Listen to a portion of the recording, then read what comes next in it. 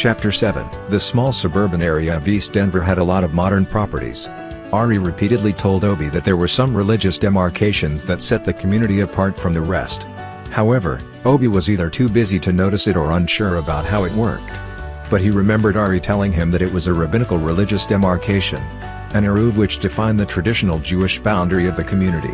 Within the eruv, there were restrictions on religious days and the Jewish Shabbat. Since the Jewish Shabbat was 2 days away, this midweek reunion was just a normal everyday interaction.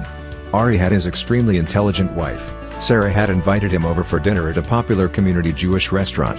Again, that is one of the few places where they eat kosher food together as friends and get to talk about things. Ari had confided him that Sarah was a bit nervous about the final days of her pregnancy. He therefore needed to do something that would keep her mind off the fear and expected pain of the delivery. In line with that, he invited Obi for a conversation.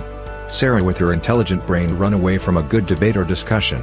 She always had questions about everything. And Obi got along with her quite well. He was Obi's best bet. At least, he could get a break from the lectures relating to the delivery and the baby's first year, which comes with a book Sarah now considered an equivalent of what the Communist Manifesto was in Mao's China. She could recite it back and forth. As Obi drove to the lot of the restaurant, he saw Ari and Sarah descending from their 20-year-old salon car. That was one thing the friends shared: they did not believe in ostentation. It was always about getting a piece of metal that could move you from point A to point B. The currency of the model was never the focus of these friends.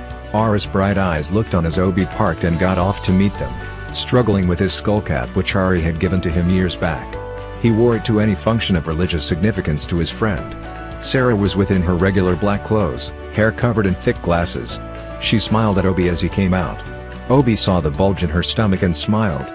Evidence that his religious friend has done his duty of bringing life into the world, as Ari preferred to see the situation. He shook hands with Ari and exchanged pleasantries with Sarah.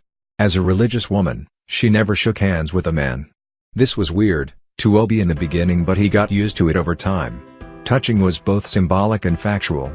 A religious woman did not have to be touched literally and figuratively. "How are you getting along with your current project, Obi?" she asked. "We just took off, Sarah. And it is going quite well," he explained as he moved on Ari's side as they entered the restaurant. "What problem do you hope to solve with the new software? I need to understand it before I give it a try," Sarah asked as Ari adjusted the chair for her to sit. Ari was dressed in his normal white shirt, black pants, black shoes and a black hat. Underneath the hat was his Jewish skullcap, a tradition his grandfather crossed to America with. The white robes of his religious undergarment showed clearly, and he was recognized by a waiter who rushed to their seat and started serving the meal which had been pre-ordered online. Obi always showed his black power pride by staying confident in such settings. He loved when it was multicultural. And he loved to be the fountain of his people. But he had learned to relax in the presence of Ari and Sarah. They had a logical approach to all problems in race relations. He never really felt the insincerity and hypocrisy that came with vital issues in U.S. politics and other matters relating to cultures, identities, American history and American law. It was always an objective evaluation that he got for nowhere, but from this trusted and reliable friend. Ari and Obi went to the area provided in the kosher restaurant and did a ritual watch. Sarah went to the other section where a similar cup was provided, but she did not have to wait or give Obi any leads.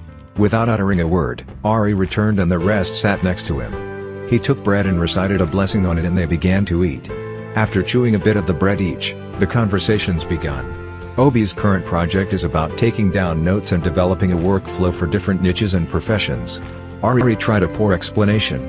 "I know every project in software development is aimed at solving problems, like making a site a convergence point and gathering as many registered users as possible."